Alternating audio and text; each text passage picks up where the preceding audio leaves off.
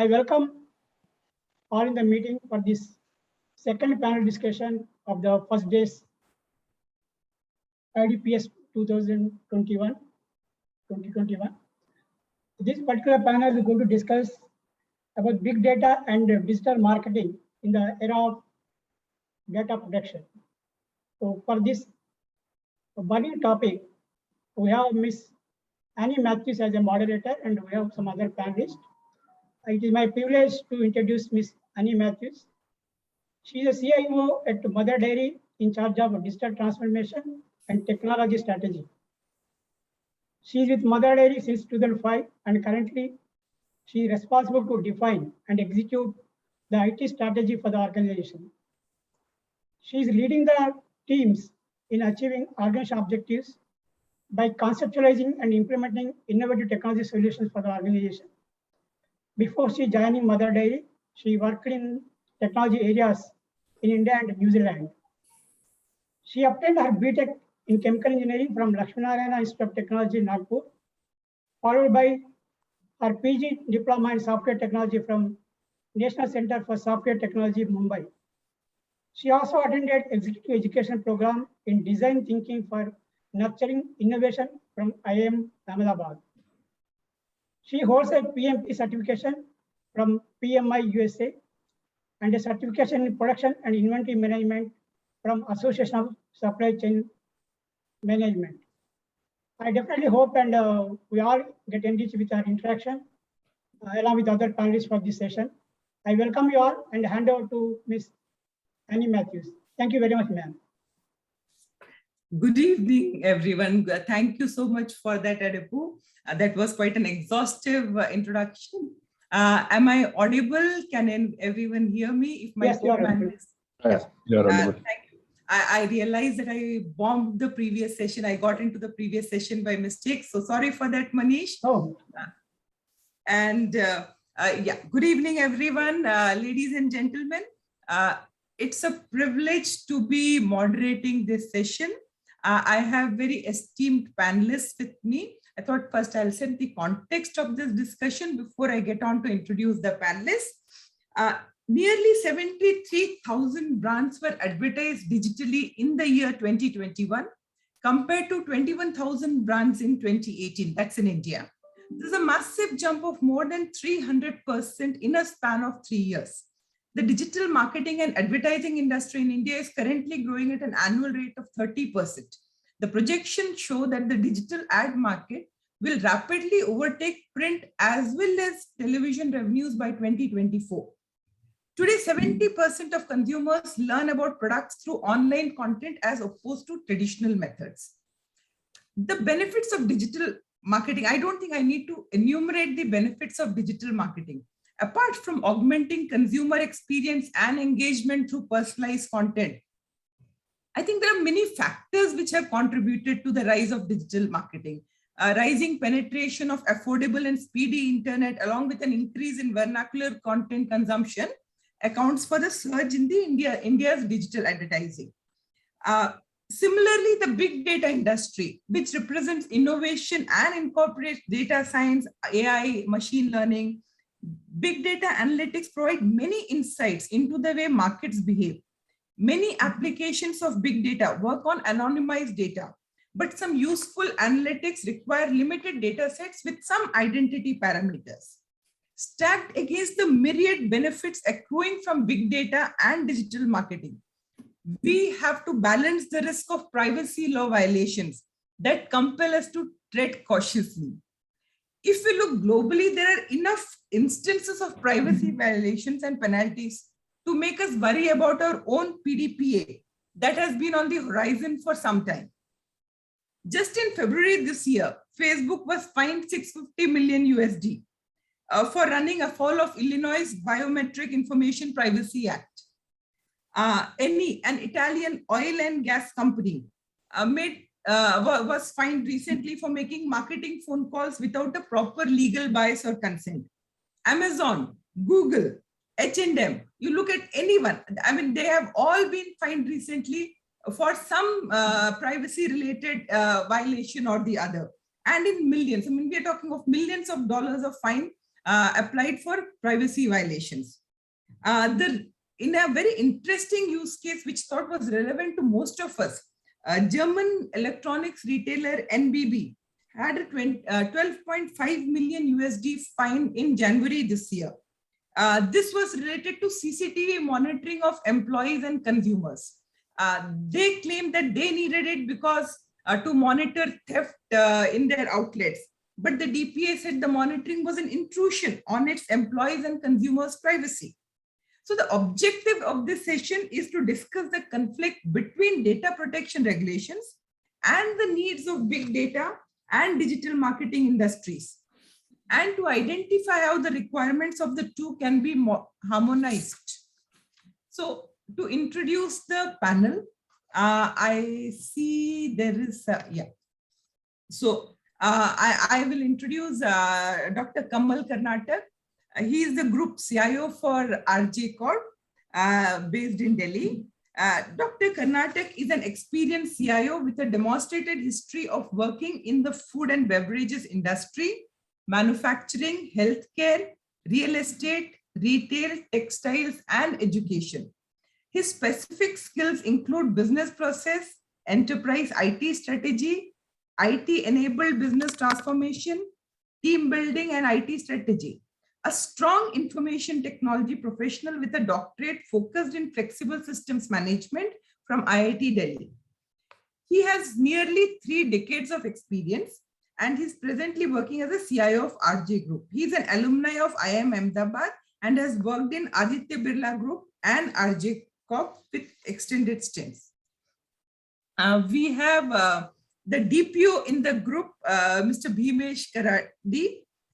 He is the DPO with Fulcrum Digital based in Bangalore.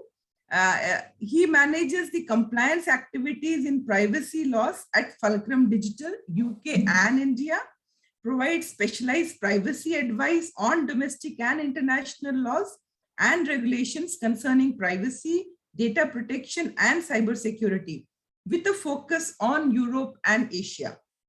He supports data protection and privacy compliance monitoring and enforcement activities, research, tracks and help turns regulations and enforcement trends into practical, actionable advice.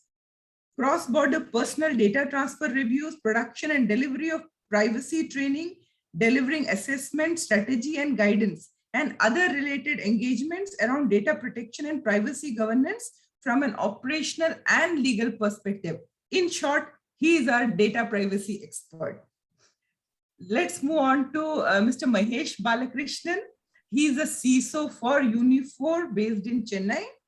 He is a professional who for the last 2 decades is managing information security for large global organizations actively engaged in addressing the emerging threats to information security. Currently focuses on compliance to various information security frameworks like ISO 27001 and SOC 2 Type 2, PCI DSS, etc.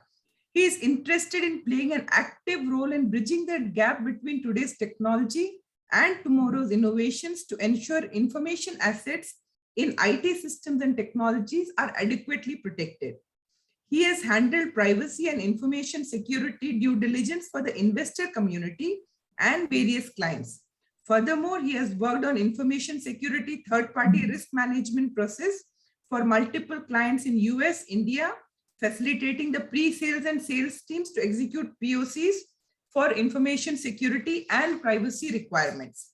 So as you can see, I've got a very esteemed panel with me to answer the perplexing question of how to find the right balance between the benefits that you derive from big data and digital marketing vis-a-vis balancing it with the privacy concerns that even we as consumers have.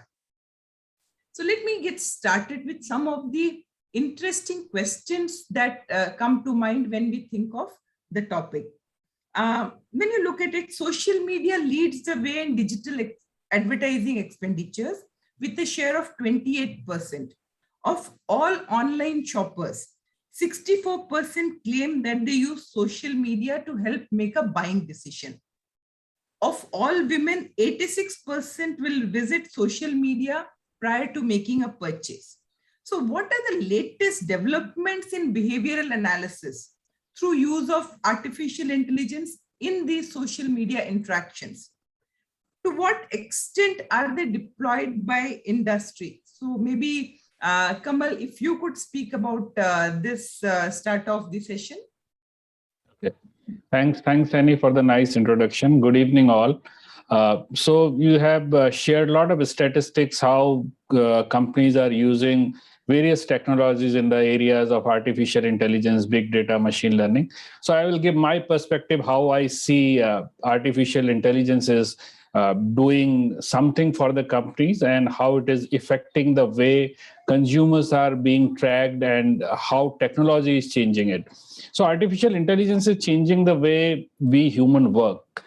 Nearly in all the areas of AI, it is bringing unprecedented changes. In the area of behavior analysis also, there are several changes which AI is bringing, and those are nearly impossible if you think from a human point of view. From that point of view, these are very difficult to achieve what artificial intelligence is able to achieve. Today, in the era of consumerization, we talk of consumerization of IT, consumerization of everything, where every customer wants personalized experience. From a business point of view, to provide a very personalized and unique customer experience, business need to know more and more information about customer. The more the business know their customer, it is better for them. So in the non-digitized manual era, getting the information about customer was pretty hard. We have seen all those surveys in the petrol pump and all those things where people try to collect all that data about the customer. But with the power of artificial intelligence, where we freely share our information in the social media, not knowing how people are tracking it, it is very easy for business to know about customer and make it more effective for target them. And if you think from a technology point of view, AI mixed with big data is able to do a better data analytics, which give more valuable insight on customer behavior, their expectation, tastes, wishes. In fact, nowadays people are saying that sometime AI can know you better than you know yourself. I recall during earlier days, people used to say that when you are a 2-year-old, your mother knows more about you than you know yourself. As you get older, you begin to understand things about your mind that even she doesn't know. A famous historian, my famous writer of book Sapiens, Yuval Harari, has said, and I quote, you have this corporation or government running after you, and they are the way past your mother, and they are at your back. So he is right. With the help of AI and big data analysis, companies will soon know when you need your light bulbs right before they burn out. Today, YouTube, Facebook, they know how to keep you staring at the screen long past when it is in your interest to stop. But these are the extremes. If these analytics are done right, these can empower companies to serve their customers in a better way. AI can empower companies with the ability to offer the right products in front of the right clients at the right time. And advances in these technologies allow segmenting of customers, segmenting of content, segmenting of products. And there is a very nice thing in academia, a concept called long tail effect. The big companies can afford TV advertisement. The small companies, MSME, they can't afford those kind of advertisement. They don't have that kind of budget. So digital marketing is a boon for them. And AI is very important, as people are saying that data is new oil and AI is a new electricity. So AI help in having individualized interaction with customers and increase brand loyalty. We have reached the point where technology is able to determine the taste and interest of thousands of people and even lakhs of people, which result in precisely targeted marketing campaigns. And if you see from a marketer perspective, it is a very right thing to do. But with the privacy, there are a lot of challenges which we would discuss in subsequent way. But from a technology point of view, AI-based customer behavior prediction models are effective. People are using them. because there are a lot of unstructured data which is lying in social media and in other platform. People are using those hidden features, similarities, making clusters, using different algorithms. If you go into the technical part, people are using clusterization techniques. People are using hierarchical clusterization. They are using KNN neighbor techniques and all those things. So the future is very good from a marketing perspective. Yes, we need to see from a data privacy perspective, which we'll discuss in subsequent part of this discussion. Thank you for that, Kamal. Really insightful. Some of the technology aspects like clusterization, which help in making sense and segmenting the consumers as per their likes, as per their tastes. I think you really expanded well on that. Bhimesh, your point of view, I think you could add value here as a data privacy officer on how to handle the cons of AI also possibly, and some of the benefits also.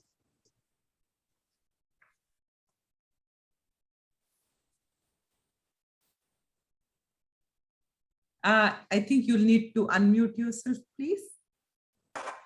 Sorry, hi everybody. Good evening.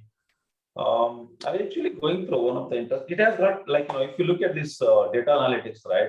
Privacy and data analytics, I feel both are mutually, exclusive events. I mean, if I say, if I do the analytics, my privacy is going to be like, both are actually contradictory. But yes, they have, some organizations are looking for some, looking at what you call these academics or, some researchers, if they want to do the research, they need to have some latitude. I think what happened after this GDPR and PDPA, so much of restrictions have been given. I mean, they don't have much room to, move around.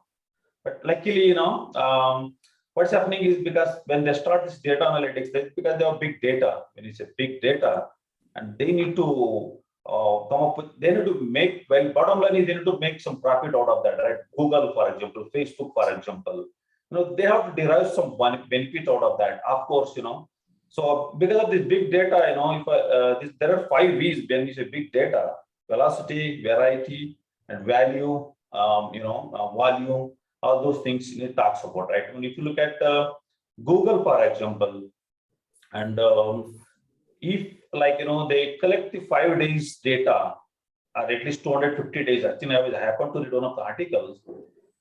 They have so much of data collected in 250 days, and it's almost equivalent to the data we speak so far on the planet. Like, I was not able to comprehend this. So, but yes, coming to this data analytics, right? There are some negative, consequences, like, data, subject can, have this, privacy calculus, I feel, if he wants to trade off something, for example, definitely can do that. But yes, but there are side effects, not good effects, like, when it comes to academics and all, when it comes to the, what do you call this, societies, like, benefits, we can have this, data, analytics done, it helps us good. But if you look at the FTC report, right, Annie, and sometimes there is a discrimination if they use analytics, profiling and all.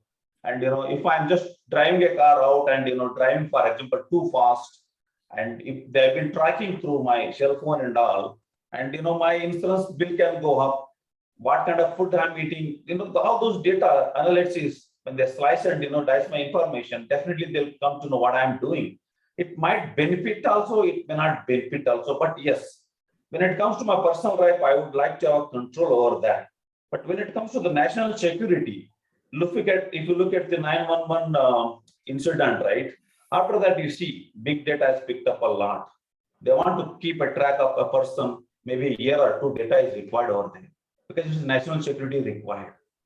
So, concerns again is like, I'm not sure about my transparency. If you look at the, consent I've given, right? I'm not sure whether, they've informed me or not.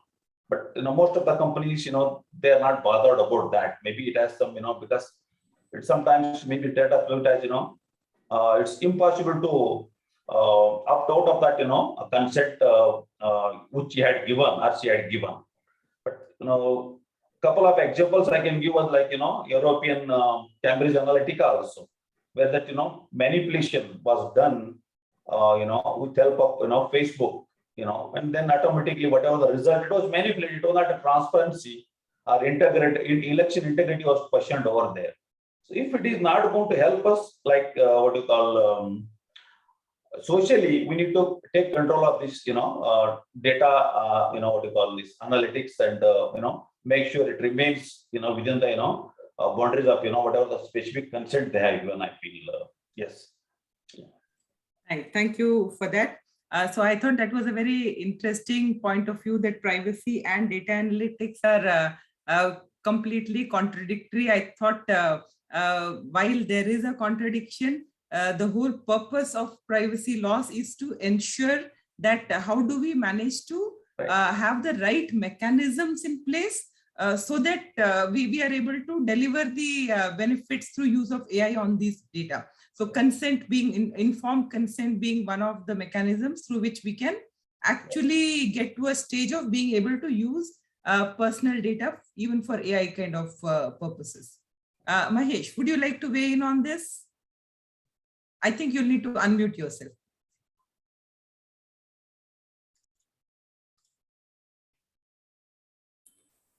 Absolutely. Thank you for that, Annie. Thank you, and thank you for introducing us, and good evening, everyone. One of the questions, I just would want to go ahead and start with a question in terms of where we, I mean, all of us are vaccinated, right? I mean, how did we go ahead and get vaccinated? There was a small amount of population which were tested for us being vaccinated. So one of the questions is, I'm asking, did I give my consent, right, in a broader sense, in informed consent or a broader consent for me to be a part of the population, or was I excluded as part of that population as well? So in terms of me getting vaccinated. So I'm just going to go ahead and ask this question. How was my data sort of extrapolated, right? So we are talking about purpose, sort of purpose-specific consent. So some of the challenges is, we are forecasting by 2025 that the data is going to go to, close to zettabytes, right? So were you part of that study that showed that vaccination prevents some XYZ, right? So how, right? One of the questions is, so in terms of big data threatening to make a consent, is it making big data threatening to make the consent irrelevant, right? Or as their participation may not be needed, right? So I didn't go ahead and provide my consent, right? But only a small population provided the consent. So extrapolation to a larger one is sort of there, right? In such cases, sort of consent had important sort of positive externalities, right? So, however, right, changes in now, in some circumstances, we particularize predictions about small populations or even individuals, and outside the study group comes the numbers, right? So that is one important area in terms of purpose specific or consent. Let me talk to you about the next one. We are talking about exploratory data analysis. We talk about data analytics being characterized by two basic features: the possibility of accessing and using large quantities of data, one. The second, the use of these techniques, data processing techniques, right, allowing for the recognition of some patterns, right? What patterns? Previously unidentified patterns, right? The very concept of modern analytics is to surprise with those unidentified patterns, right? So big data, sort of by nature, the purpose is to find unexpected patterns of data. We talk about informed consent, right? At the very least, that the person requesting the consent know what he or she is subject to consent to, right? But neither party to the conversation can know what data may be used to discover.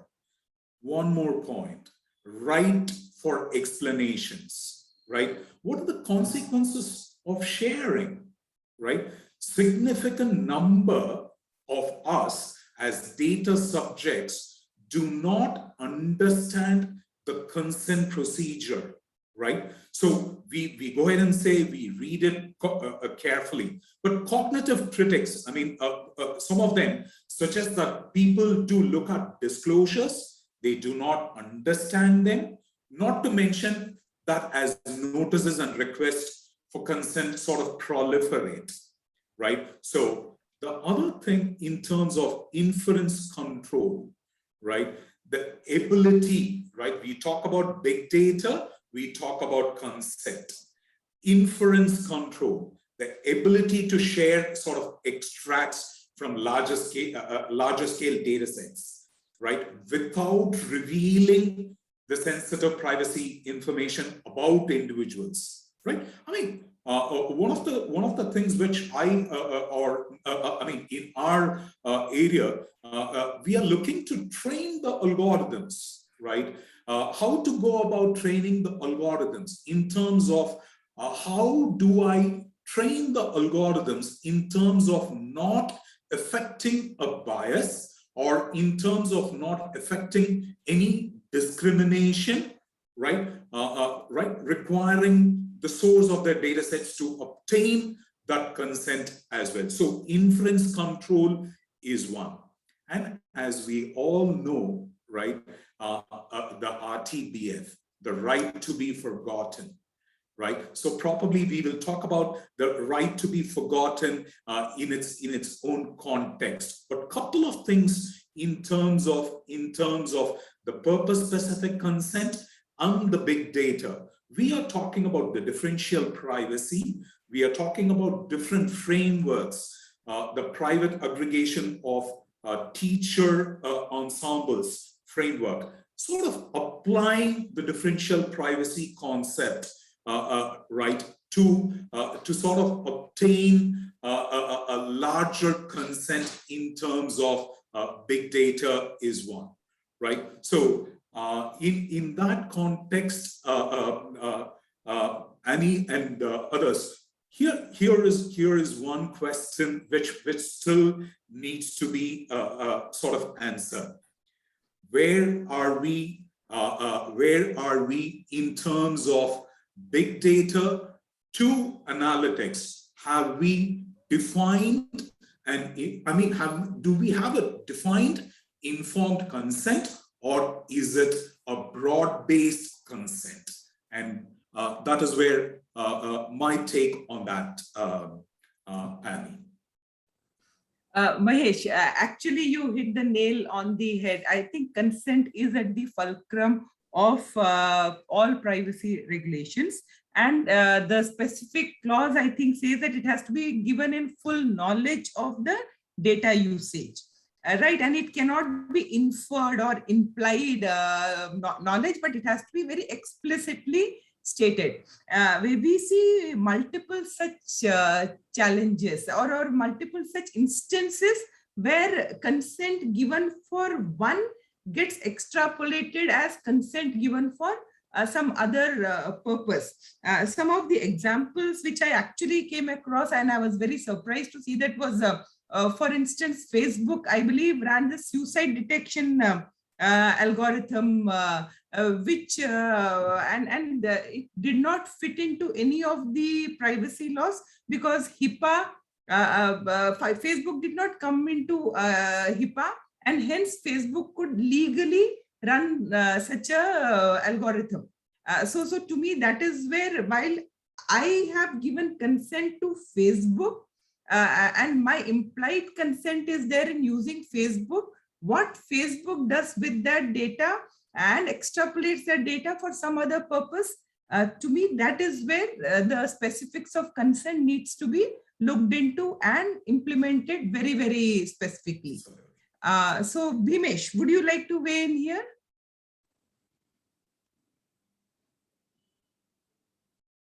How do you, first of all, I think the main challenge is, as an organization, as representatives of our organizations, how do you ensure that any data which you are using remains within the boundaries of the purpose specific consent?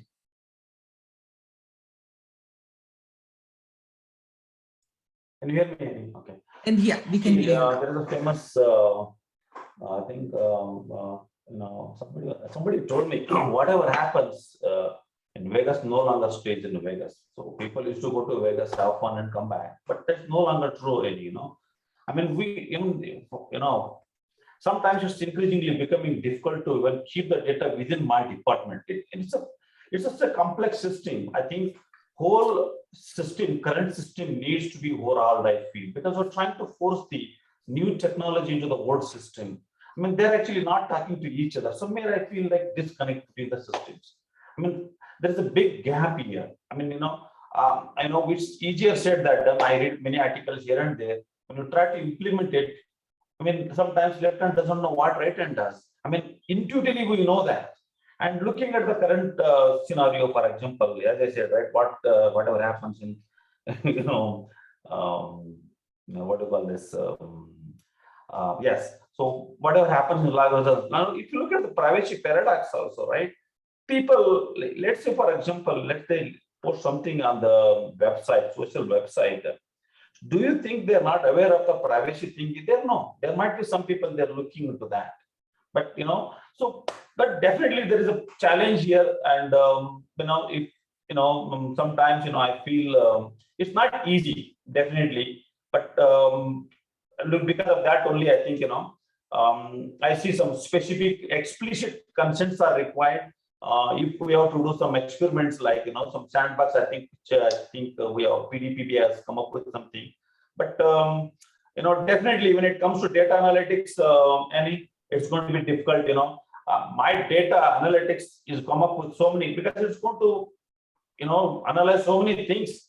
I can be declared as a good biker, so that might help me to get a bike. But what about my insurance? Insurance company can watch and see that. So consent is not required there, but implicitly they take it. So how do I interpret this? Again, interpretation is the bigger problem over there. I mean, this data has been collected, and looking at that result, AI come up with this result, and other, maybe customer, third party can come up with some suggestions to buy this one. For example, Amazon.com, for example, they just come up with so many suggestions. I mean, they try to study us. It's like, what you call this, I forgot that sensitive calculus, right? Something like that they say. I think, it's been there. They just, they are somehow able to, see what is that I'm going to think with the data analytics. Where I think indirectly, implied consent is there. And I think, people should not think GDPR is a, it's like it doesn't have any, flexibility and all. I mean, GDPR is also coming with some, flexibility. They're trying to just, adjust to the current situation. It's otherwise it's going to be tough to get access, consent all over the places, and because so many data subjects are there. If it's a small, pool, and we can do it. If it's a bigger company, it's going to be tough. Companies like, Google and all, I feel. Kamal, would you like to add something here? I think section 14 of PDPA permits processing of personal data without obtaining consent for reasonable purposes. So how do we ensure that we don't exploit or we don't get exploited as consumers also with reference to that reasonable purpose kind of statement? Yeah, thanks for that. So before coming into this, I was thinking about consent, and I remember about a concept which I read probably in my MBA classes about a Johari window. It's a concept. It's a grid of 2 by 2 where it says I know about what I know about myself and what others know about me. So one of the quadrant in the Johari window was called dark spot. The thing which I don't know about me, but what others know about me.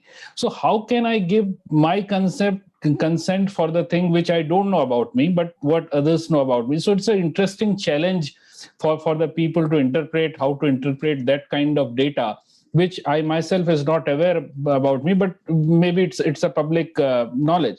So how can I give consent about the same? So now coming to your question of identification of personal data or PII, which is very crucial and much needed activity in any privacy bill. And if you see the definition of PII, it may change from bill to bill. So it may be different in GDPR, it may be different in PDPA, but the process of identification largely remain the same. And nearly in all acts, there is a concept of purpose and consent, as we were discussing. So you cannot use the personal data for other than the purpose for which it was consented.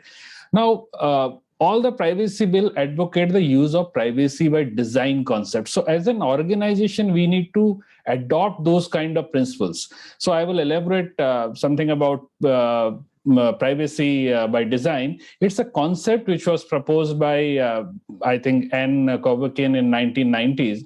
The purpose of PBD is approaching privacy from a design thinking perspective.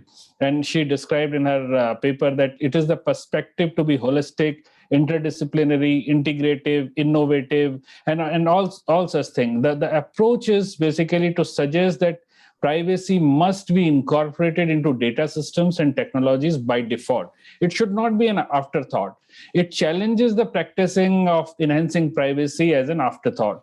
And it expects privacy to be a default setting, a proactive approach, not a reactive approach. It should be embedded into whatever thing you are making, whether it is a policy, a product, a marketing campaign. And that's what in PDPA, the concept of data fiduciary is there, where there is a trust kind of relationship. So it's a trust-based relationship between a person who is giving the data and person who is owning the data.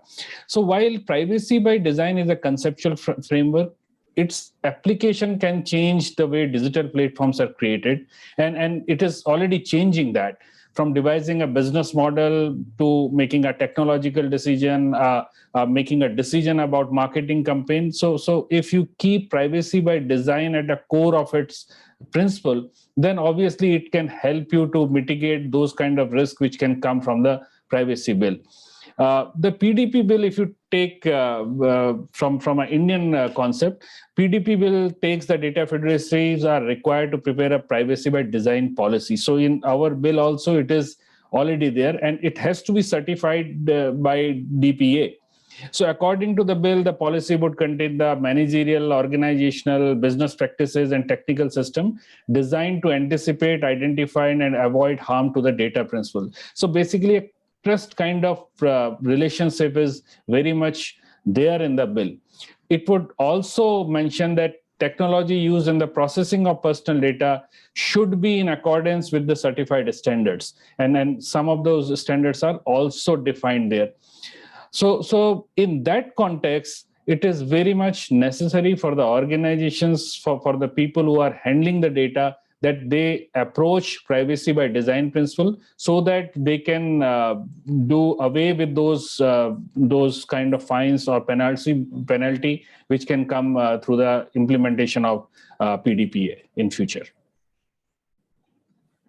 Absolutely. In fact, that brings me to the next question, that once we have collected, identified, done a privacy by design kind of structure in place, which means we have created a discovery of what are the personal data we have in our multiple systems, and how do we treat them and ensure that they fulfill the security and the privacy norms required.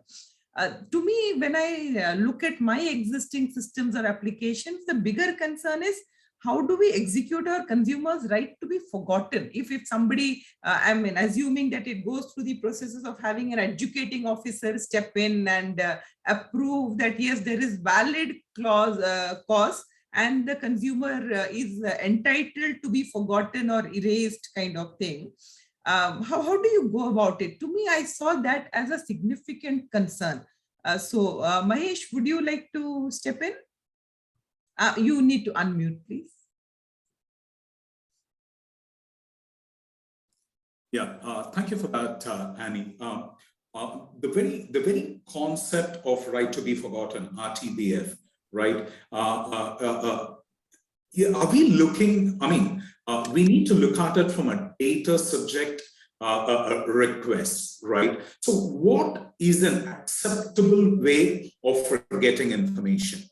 I mean, let's just take a look at a strict interpretation. Maybe would require that maybe all data be erased and removed from any aggregated representations. A slightly weaker interpretation maybe would say, can we just go ahead and allow some sort of encrypted copies of the data to survive, right? So that they cannot be re-identified by unauthorized parties or even authorized for that matter, or even weaker sort of interpretation would say, can we allow clear copies of data to survive as long as the data would no longer be in the public indices or even the outcomes of the databases, query results, or in the results of the search engine. So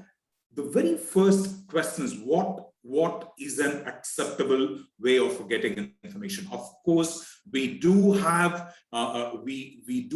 different various formats coming in from the data subject, asking the organizations to go ahead and forget data about it, about them, right? So the very first question which comes is, how do I ensure the identity of the person who is requesting it?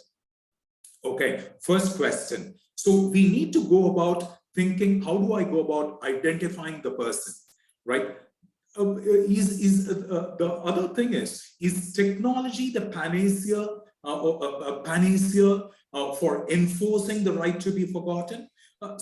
Absolutely not. It sort of lies in right to identify and locate personal data items stored about them, tracking data on all copies about them, determining whether a person has the right to request, right? If they have any, for them to go ahead and request for a removal of data, right? And how do we go about effecting the erasure of all exact and or derived copies of the item as well, right? So one important challenge we always face is we go ahead, identify the data to be forgotten, deleted, updated, right? But what about the data which is being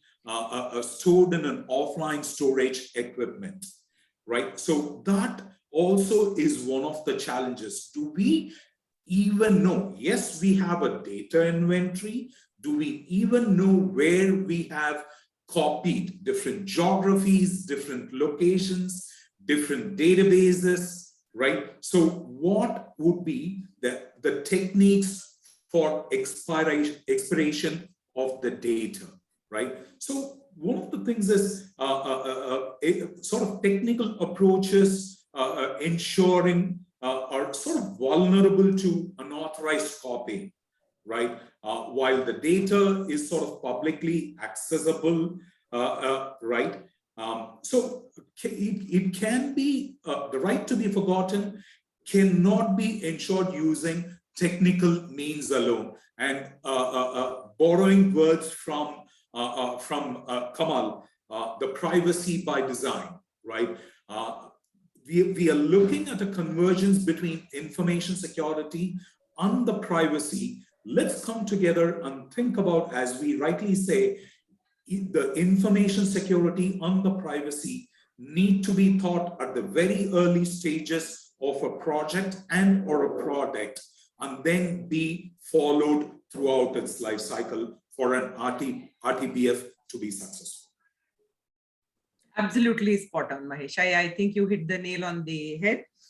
To me, the most outstanding challenge, I agree with you, would be the identity validation piece. The remaining problems, I have a technology solution, but the identity validation piece would be a challenge, especially when I'm not supposed to store too many of the identity parameters, visibly at least.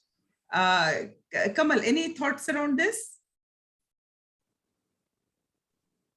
So basically the same thing, the identification of the person who is asking for data to be removed is a basic challenge, because see, the intent of the law is not to be misused from the point of view that somebody anonymously is raising a concern that you remove my data.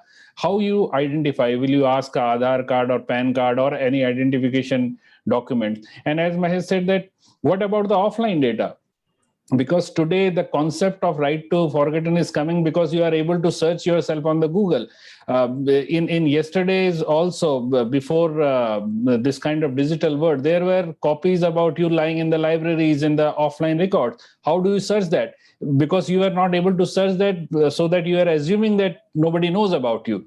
Today you are able to search yourself in a Google or in various search engine. Then you are saying that yes, you have a right to be forgotten. So these are the interesting challenges. Obviously, there are some technical solution to that, but we need to understand what is the intent of the law. The intent of the law is the respect of the individual, respect of a data subject. If a person says that if he has done some kind of mischief in his past life or past time, then he should have the liberty and right to be forgotten, at least from the search engine point of view. So we need to understand that kind of intent of the law. Talking of publicly available data, I mean, I thought that's an interesting point, because especially from a digital marketing perspective, it sometimes is very tempting to scrape publicly available data, especially on Facebook or LinkedIn kind of thing. But I believe that's a dangerous territory to be in. Compliance issues come into the picture. Bhimesh, what are your thoughts on this? Are there any specific compliance issues when it comes to data scraping of public, or especially publicly available data? You will need to unmute, please, Bhimesh. Yeah.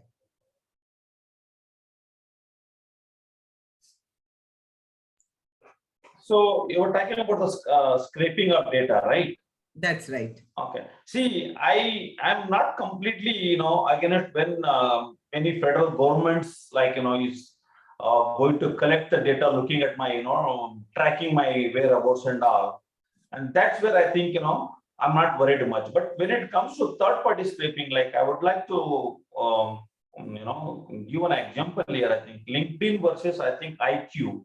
I think till 2019, I think still LinkedIn went ahead and appealed to the Supreme Court, something like that. And that IQ was trying to scrape the data and looking at the employees go there on LinkedIn and post their profiles, right? Like what kind of are they looking out for a job, and just they try to just what we call this collect behavior of the employees and give to some other parties, some data broker kind of job. And some of these people come to know that, and district court said no, nothing wrong with IQ, and LinkedIn said no, I'm actually collecting the data, I'm doing the hard work, and these people are just free riders, and there is a privacy issue.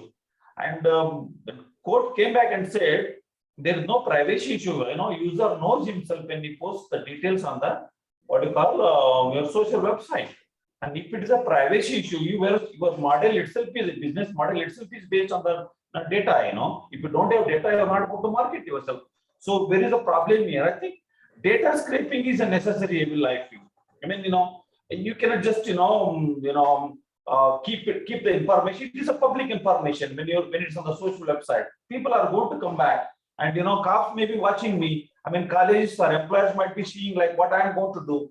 I mean, it's going to continue. I don't think you can stop this one.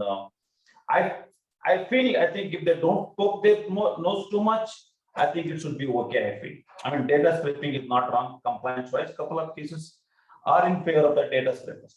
So I didn't see, I can be, I feel it's good, yeah. I am not sure about it, so I will pass on. I need more points of view because I am not sure. I did not give my consent for that as a user. So, Kamal, I think I need more opinions here. Okay, so he has mentioned about LinkedIn and HiQ case, so I'll come to that. But let us understand from what are the legal issues with data scraping or web scraping, and I'll quote some of the cases. So one of the possibility is the possibility of infringement of IP rights. It is possible that in the exercise of data scraping, whatever automatic tool you are using, the tool may pick up such information that is protected under a trademark or a copyright. So if that is the case, then yes, the appropriate law would come into the place. In a case before a Delhi High Court, OLX had successfully obtained a permanent restraining order against a company to prevent them from using automated means to scrap any data, including commercial data pertaining to OLX website. So what this company has done, this company has lifted off listings, photographs, other information from OLX website and posted it on its own website. And OLX has contended before the court that all this information qualifies as a proprietary database. So here the concept is coming from a copyright perspective or a trademark perspective. So if it is dealing with that kind of information, yes, the law can take a opinion that it is a infringement of that particular law, and hence it is not advisable. So this is one part of the data scraping. Another part of the data scraping may be a violation of terms of use of a website. It is a general practice for most of the website to include a clause in their terms of use that disallows scraping of data. For example, LinkedIn has lost its case with HiQ, but LinkedIn terms say that you agree that you will not develop, support, or use software devices, scripts, robots, or any other means or processes, including crawlers, browser plugins, or add-ins, to scrap the services or otherwise copy profiles and other data from its services. So if somebody does that, it is actually violating the terms of use of that website. Similarly, Facebook has written that you will not engage in automated data collection without Facebook's express written permission. So if you are doing this by automatic means, then probably you are infringing the terms of use of that website. And from a legal perspective, it is a violation of law, and court can take appropriate action accordingly. Then there are some website, because if you go into the website arena, there is something called robots.txt, which is a readable file used to identify the portion of the website that crawlers can and cannot scrap. So you allow Google crawlers or Bing crawler to scrap the data, but not any other person or any other robot or bot. Even if the terms of use of a website prohibit data scraping, the website mentioned in the robots.txt file have been technically permitted to do it.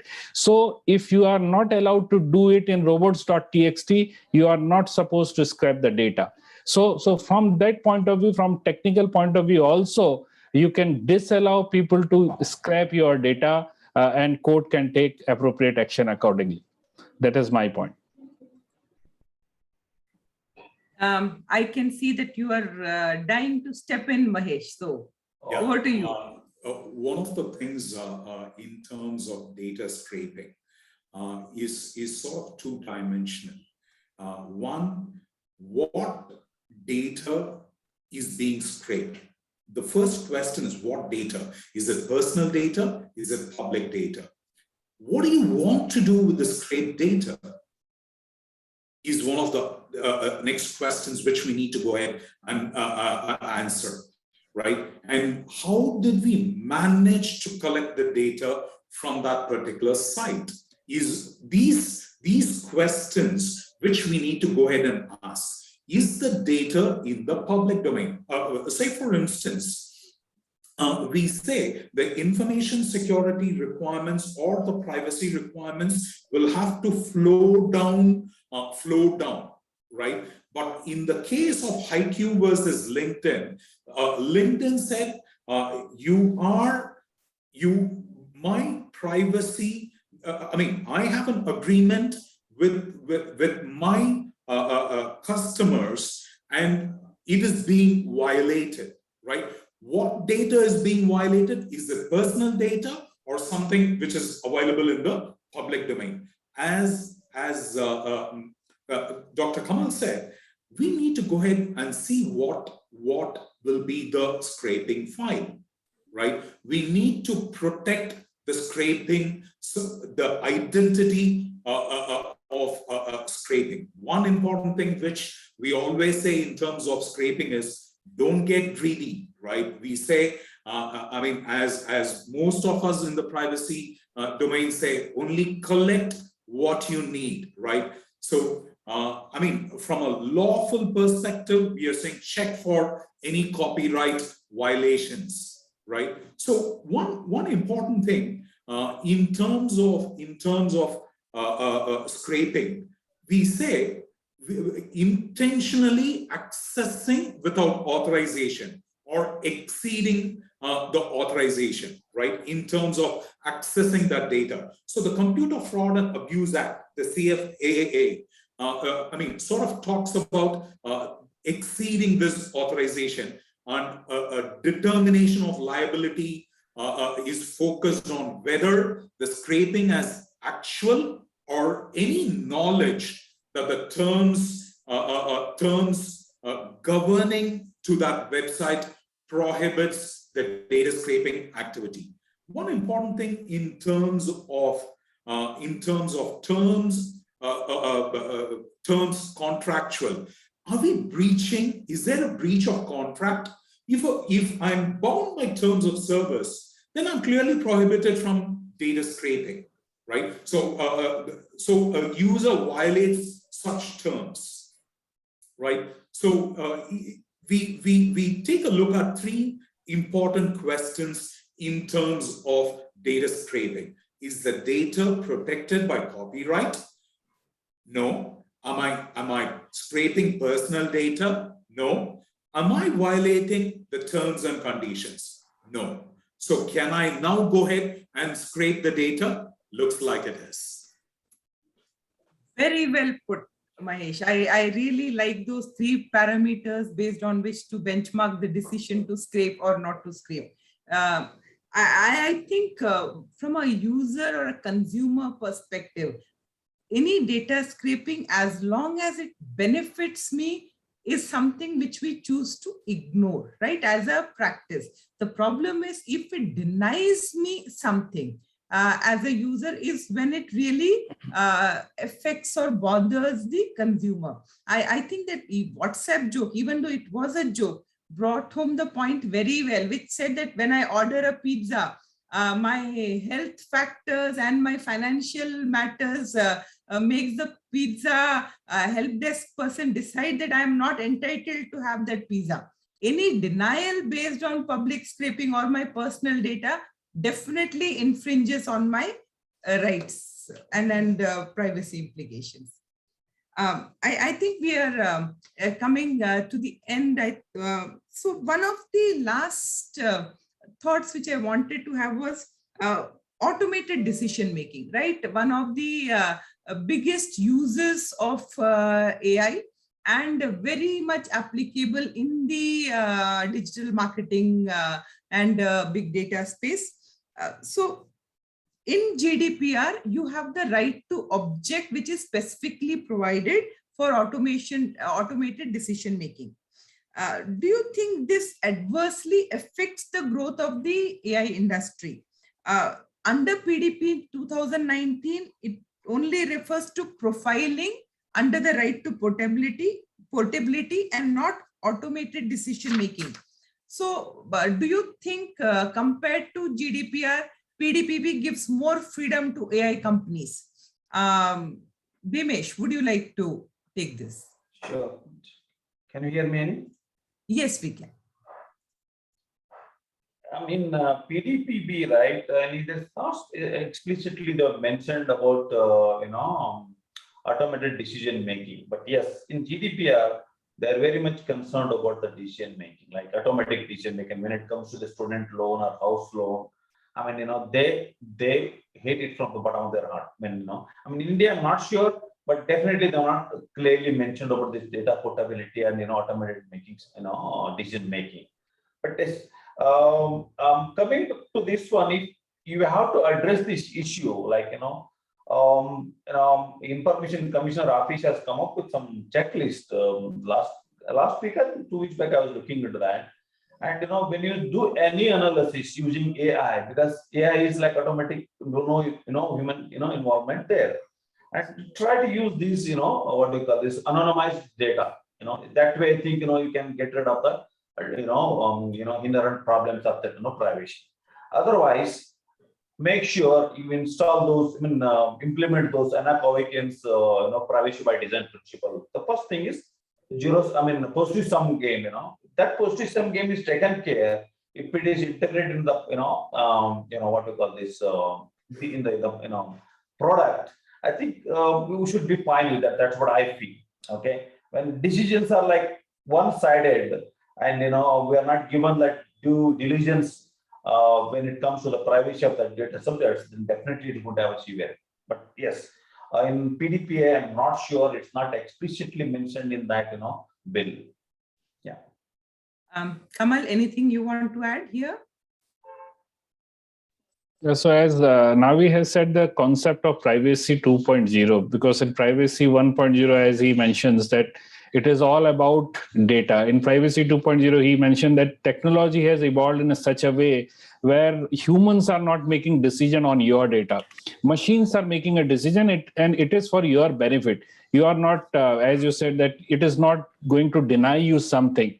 So probably we need to look from a privacy 2.0 perspective, where if humans are not directly touching your data, machines are making a decision on your behalf, and it is beneficial for you, then probably, yes, you can allow it to happen. And PDPA gives that kind of provision. However, it needs to be interpreted by legal people, not by us technical people. But yes, I support that kind of law from PDPA perspective.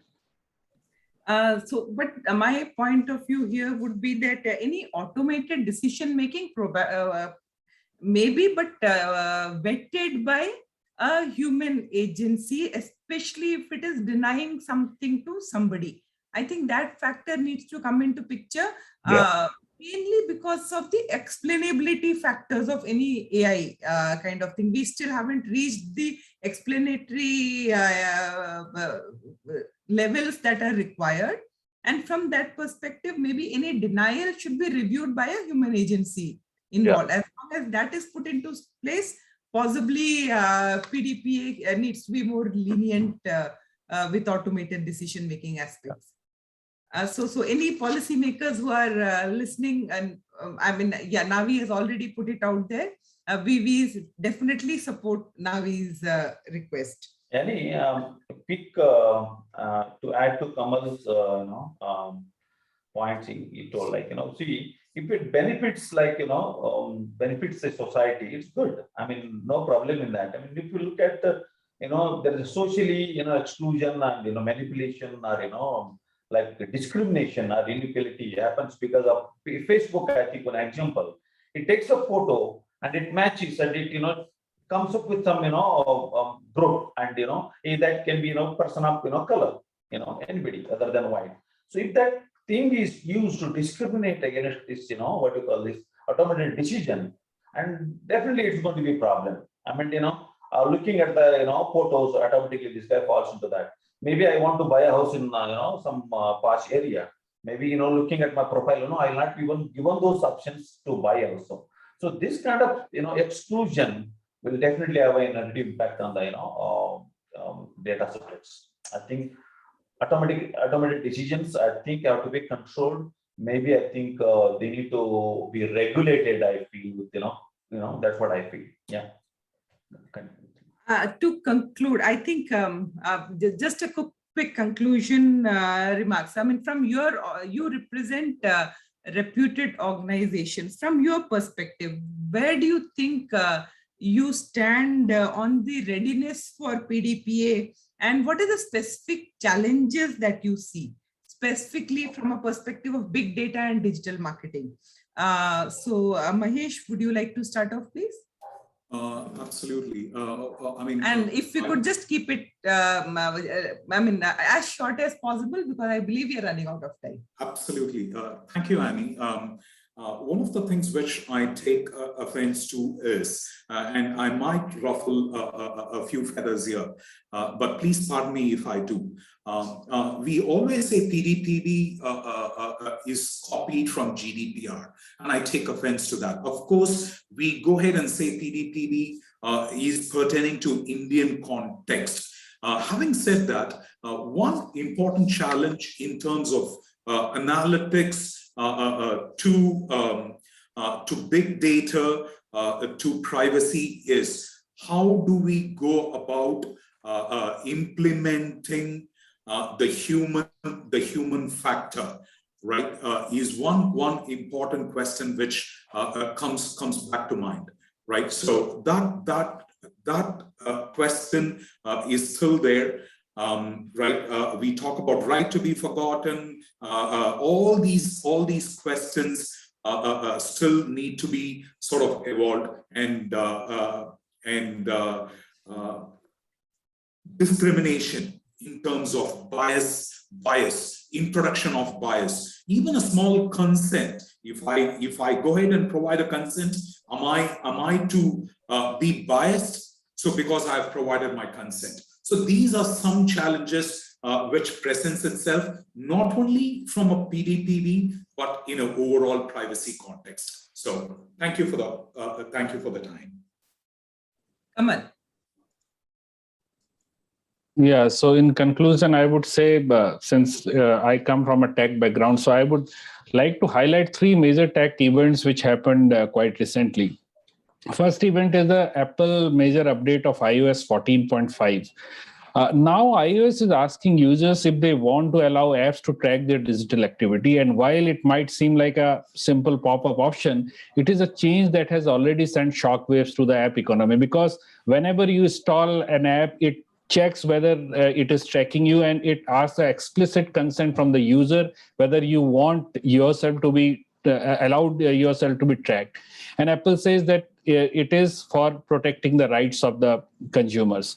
And they have also acronymed app tracking transparency. So this is a one major change which is for advertisers, and even people are saying that internet is given you free because of these advertisements were allowed. Now, since you are not allowing it, so people would start charging for their apps and all those things. So this is the first big change which is happening. Second change which is happening is the third-party cookies. So third-party cookies are tracking codes that are placed on a website's web visitor in your computer, and it used to track by the advertiser. So if you are visiting one website, so other website can put a cookie in your computer, and whenever you go there, you can be tracked. So now Firefox and Safari has already decided that they won't support third-party cookies. Chrome has said that by 2022, they would also block third-party cookies. So this is again a huge step for the protection of privacy, but also a kind of nightmare for the advertisers. So this is a second important thing which has happened quite recently. Third change is a FLoC. FLoC is Google's current solution for ad targeting in the absence of third-party cookies. And it stands for Federated Learning of Cohorts.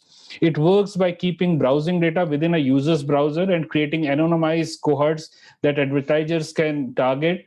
And this system is a part of Google's wider privacy sandbox initiative. So once Google and specifically Chrome would not allow third-party cookies, by that time FLoC would come, which will be tracking you, but before sharing your data and before there is a theft kind of thing which can happen to your data. So this is a third system which is going to come, and these changes has happened quite recently. I think these three things are going to change the privacy from a tech point of view also. So I think in the interest of time, I should stop now. So thanks for the nice moderation, Annie. Thank you, Kamal. Bhimesh? Hi, thanks. Let me, thank you first for arranging this, Annie. And yes, my view, like for PDPB, right? I think internet, like if you look at the internet of design for the non-people, and that too for Indians, there is a cultural thing when it comes to privacy. We have privacy paradox. I mean, it may look easy, but definitely we are getting into the groove of Western culture. And yes, I think we should go ahead, and I think hope Parliament is going to approve that bill, and the President can sign it as an act. And coming to big data, also big data, I think Indian government has to focus more on. I'm not trying to just have this barbaric culture of surveillance and all, but yes, our enemies are watching us. Where it's just our neighbors are not our well-wishers. So we need to make sure anybody which is like suspicious should keep an eye on those guys with the big data, and this AI, we can do that. I think we should support the Indian government when it comes for the surveillance for the at least some of the people, not everywhere. They should not survey morning to evening, but yes, otherwise you'll have suicidal consequences for India's security. So thank you. Thank you so much, everyone. Thank you, Kamal. Thank you, Mahesh. Thank you, Bhimesh. I think Justice Sri Krishna has joined, so I will sign off. Thank you so much, everyone, for a very interesting panel discussion. Thank you, Annie. Thanks.